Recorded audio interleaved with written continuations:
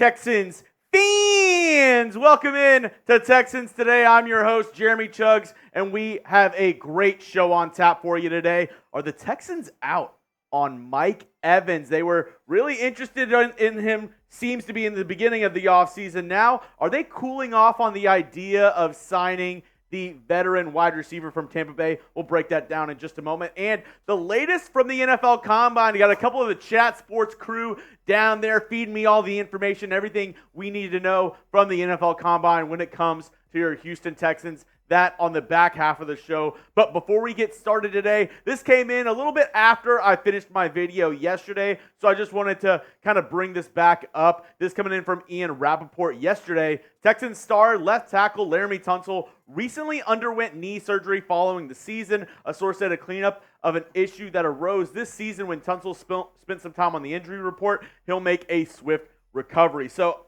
as we know, Tunsil on and off the injury report last year with that knee issue. Looks like they just had to, fix up a couple things, a minor surgery. I know he had to drain some fluid out of that knee earlier in the season. He missed a couple weeks, but good news is that looks like everything went well with surgery. Looks like he'll be ready to go once training camp comes around, but send him your best wishes if you can for me. Go down and like the video to wish Tunsil a speedy recovery. Like I've said, I know many Texans fans watch our videos here at Texans Today. So if Tunsil does happen to come across this video, I want him to know everybody, all Houston Texans fans have his back. So go down, hit that like button right now to show Laremy Tunsil a little bit of love.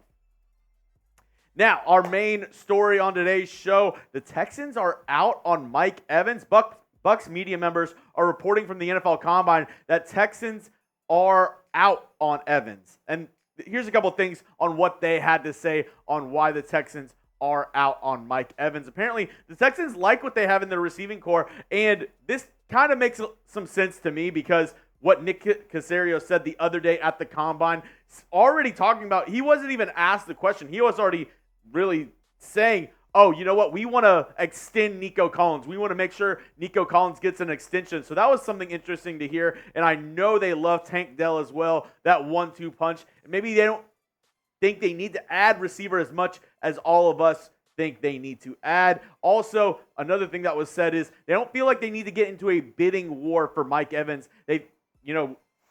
Word is a lot of other teams around the NFL could be interested in his services this offseason. So the Texans, I guess, feeling like they don't need to, outbid somebody for a wide receiver whenever they feel good at that position.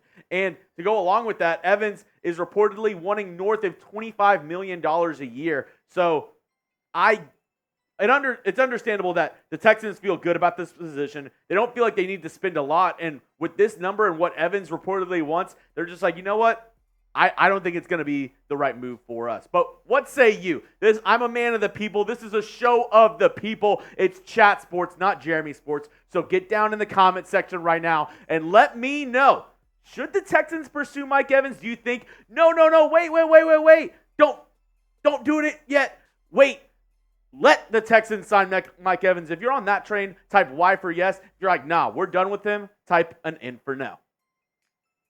I like Mike Evans, but I get wanting to spend elsewhere. Like, wide receiver wasn't the biggest need for me coming into this offseason for the Houston Texans. It was actually number 5 on my list on many videos that I've made on the channel. If you haven't already, hit that subscribe button. Texans Daily News and Rumors. But here was my list of the top Texans offseason needs going into this offseason. It was wide receiver at number 5, O-line at number 4, running back at 3, secondary at 2, defensive line at 1. Maybe linebacker would be that next one at 6. I like what they have in Toto and Christian Harris and possibly re-signing Blake Cashman. But anyways, wide receiver was number 5 for me. So I get the Texans not wanting to break the bank and wanting to spend a lot elsewhere to make this team better. And it also sounds like, from what I've heard from D'Amico Ryans from the NFL Combine, the Texans aren't wanting a Mike Evans-style receiver. They're wanting more of a speed guy. This is what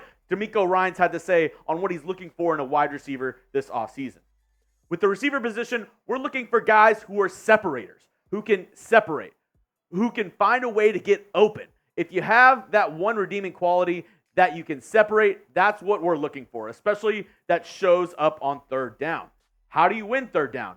How do you stay on the field as an offense and continue to produce and move the ball down the field? It's about third down and being able to convert. The way you want to convert is guys who are savvy enough to find a way to always get open. And with that, I thought of, who are some more inexpensive guys the Texans can look at in free agency who kind of fit that mold a little bit more of a speedster. And the name that kind of pops out to me is Marquise Hollywood Brown. He would be a cheaper option at the wide receiver position, and that can separate out. I also like Curtis Samuel. A lot of people on other Texans forums in the comment section have mentioned Gabe Davis. I wouldn't mind that if it's a cheaper option. And I also threw in Tyler Boyd and Darnell Mooney. But that's not all. The Texans are also looking at the draft at wide receiver, so maybe that's why they're out on Mike Evans. From my team down in Indy, this is coming straight from them.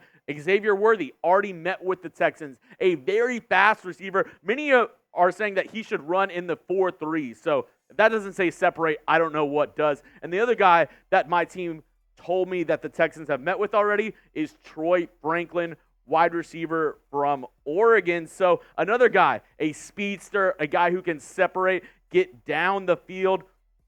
Very interesting. Looks like Texans going more for speed this offseason at the receiver position than a big guy, a big body guy, one that they already kind of have in Nico Collins. Now, coming up, I have the latest around the NFL Combine, everything else I'm hearing from our guys in Indy. That's coming up in just a moment. But first, got to show some love to the sponsor of today's video, and that is PrizePicks. Go to PrizePicks.com/CLNS and use code CLNS for a first deposit match up to $100. And you want to play alongside some of the PrizePicks favorite players like Meek Mill, Sugar Sean O'Malley. You can find community plays under the promos tab of the app to view entries from some of the biggest names in PrizePicks community each week. Quick withdrawals, easy gameplay, and an enormous selection of players and stat types are what makes PrizePicks the #1 daily fantasy sports app. And I was talking about the Combine, talking about our guys up in Indy. Well, you can actually go on PrizePicks and you can set PrizePicks for the Combine. Here are the 40-yard dash times for the quarterbacks. We know it's going to be very interesting to see what happens with the quarterback position in the draft this year, but you can go more or less on Jaden Daniels, J.J. McCarthy, Joe Milton, Bo Nix, all these guys. You can do Michael Penix, Michael Pratt, Spencer Rattler. You can go more or less, and it actually, we're watching the Combine here at the office as well while our other guys are in Indy, and whenever you set PrizePicks on these 40-yard dash times, it makes it that much more fun to watch, trust me. Go down and get started today with PrizePicks. That link is in the comment section and description of today's video. Go to prizepicks.com/CLNS and use code CLNS for a first deposit match up to $100. Now, the latest I'm hearing from the Combine have a lot of names to roll through of guys the Texans have met with, and it's really interesting to see what guys the Texans are meeting with because, these are guys that the Texans could potentially pick in the first or second round of this year's draft.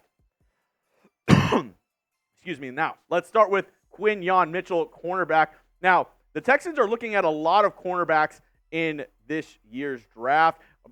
Word is the Texans are looking to either add a defensive lineman, a cornerback, or possibly a receiver with their first-round selection. So Quinyon Mitchell, the standout from Toledo, a riser at the Senior Bowl, is somebody that the Texans met with at the Combine already, along with Kool-Aid McKinstry, cornerback from Alabama. If you've been checking out my shorts on the channel, Texans talking to a lot of Alabama guys. Obviously, DeMeco Ryans, a former Alabama guy himself, and a lot of these guys are saying, DeMeco Ryans, the Texans team, kind of being run a little bit like Alabama, maybe a little Nick Saban rubbing off on DeMeco Ryans. But Kool-Aid McKinstry is in the news for other reasons as well as during the NFL Combine. This coming from Ian Rappaport. A medical evaluation. Doctors found that Bama All-American cornerback Kool-Aid McKinstry has a Jones fracture in his right foot. Sources say McKinstry won't work out in Indy, but will do so at his pro day, then get it fixed. He should be 100% before training camp. And that's never what you want to hear as an athlete, as somebody who's entering the combine, that something comes up during that physical that you have an injury. So my question is, Kool-Aid McKinstry coming into the combine now has to deal with a foot injury. Will that affect his draft stock? And if he falls to round 2, would you want to select Kool-Aid McKinstry? Go down in the comment section and let me know. If Kool-Aid was there in round 2 for your Houston Texans, would you draft type D or pass type P? I'm really interested to see what you have to say in the comment section, whether or not you'd pull the trigger on drafting Kool-Aid McKinstry in round 2. Other guys the Texans met with, Mike Sainristil, cornerback from Michigan, a really good year this season. Former wide receiver, now on the defensive side, has played very well for Michigan. Same with Cam Hart for Notre Dame, another guy the Texans met with.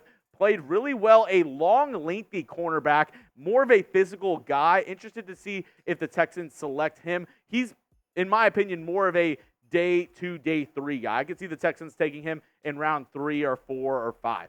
Same with Malik Mustapha, who a lot of people have had glowing reviews of him at the NFL Combine. A lot of people are saying that Mustapha is slowly rising up draft boards, a safety from Wake Forest, 80 tackles, 1 interception, 2 pass breakups this past season.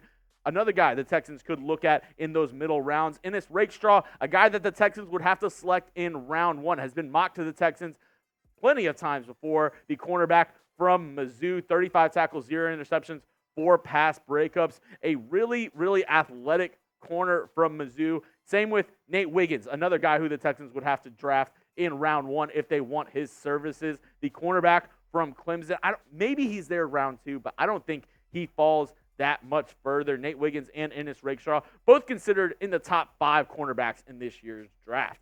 Next up is Kalen King, cornerback from Penn State, a guy who every time I'm doing my Texans mock drafts, which stay tuned, I'll have another Texans mock draft on the channel this next week. He's a guy that I always seem to find in round 4, round 5 for the Texans. So Texans meeting with him today, maybe a later round pick. Kamari Lassiter, cornerback from Georgia, another guy the Texans met with, 6 foot, 180 pounds. And when you're looking at guys from Georgia and from Alabama, these guys played in one of the best defenses in the entire NCAA, in all of college football. So drafting a guy like this could be a good addition to this Texans defense, along with Terrion Arnold, the cornerback from Alabama. I already mentioned it earlier with Kool-Aid McKinstry, but Texans talking to a lot of Alabama prospects. Well, granted, Alabama has a ton of great prospects going into the draft this year, but that connection with Alabama, I do think the Texans will draft an Alabama player in this year's draft. Now, that's all I have for you on today's show, folks. Thank you for joining me throughout this whole video. If you haven't already, go down and hit that sub button for daily Texans news and rumors, 100% free. My promise to you, if you don't like it in a week, unsubscribe. There's nothing to lose. It's 100% free. Let me prove to you why this is the #1 Texans channel on YouTube.